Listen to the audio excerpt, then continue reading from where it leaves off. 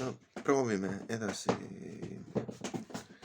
Me oleme siin Bhagavad Gita 4.20 nüüd.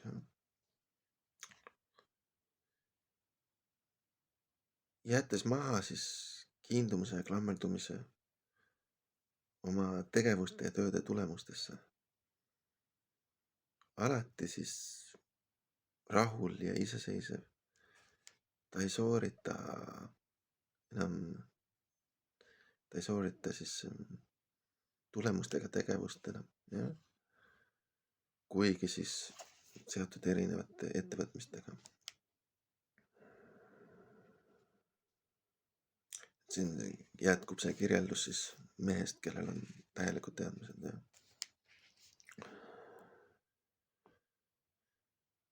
Ja vabadus siis,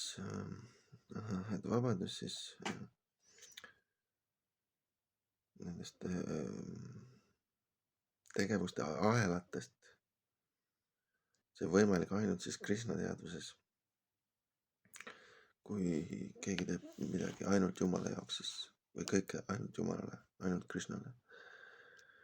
Ja Krishna teaduses isik siis käitub seetõttu, et tal on puhas armastus siis kõrgeima Jumala suhtes. Seetõttu ta üldse teeb midagi. Ja seetõttu teda ei huvita need tegevuse tulemused, see on siis väga raske koht minu jaoks võib-olla, et ta ei kiindu nende tegevuste tulemustesse. Et ükskõik, mis selline inimene teeb, et ükskõik, mis tulemust tema tööl on, et ta ei kiindu ega klammerdu nendesse tulemustesse. Ja ta isegi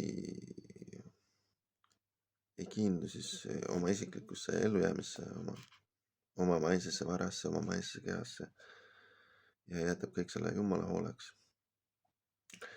Ja ta ei ole ka närvis, et siis, ma saan natuke aru, et ta ei ole närvis, et siis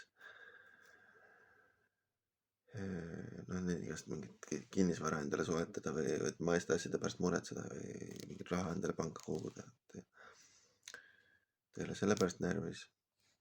Ja ta ei ole ka närvis, et oma olemasolevat vara kaitsta, et nad varast eest midagi kaitsta, ka selle pärast ta ei ole närvis. Ta teeb oma kohust siis nii hästi, kui ta oskab, vastavalt oma võimetele ja oskustele.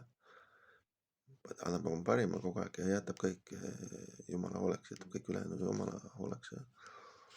Selline siis vaba, kiindumata, klammerdumata isik on alati vaba siis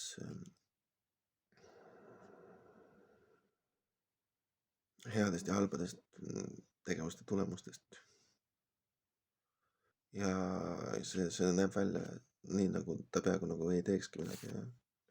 See tundub nagu ta ei teekski midagi. Ja see on see märk akarmast, ehk siis tegevused, millel ei ole tulemusi. See raske koht, millest ma ei saanud aru, et ükskõik milline ükskõik mis muud tegevused, seetõttu, mis ei ole siis Krishna teaduses, siis seovad selle tegija tööde tulemustega. Ja see on siis vikarma, ehk siis mida mitte teha.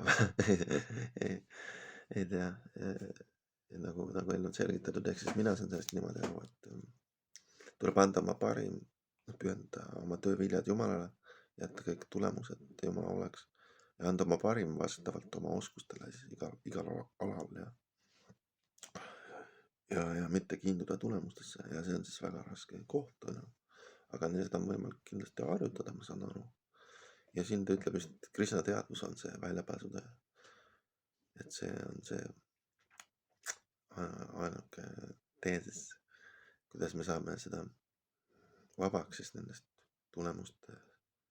tulemustesse klammerdumistest ja okei, see oli siis Bhagavad Gita 4.20. Suur tänu!